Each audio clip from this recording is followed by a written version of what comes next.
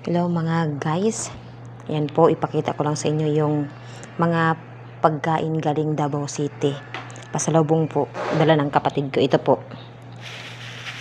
Yan po. Suman.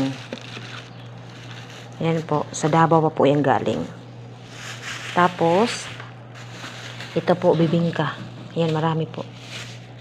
Ayan. Bibingka. Sila po, ayan po. Ayan. Tapos, ito po, bagoong.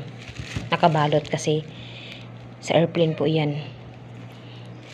Airplane po yung kapatid ko. Tapos, ito naman po, ayan po. Hopia munggo. Ayan siya.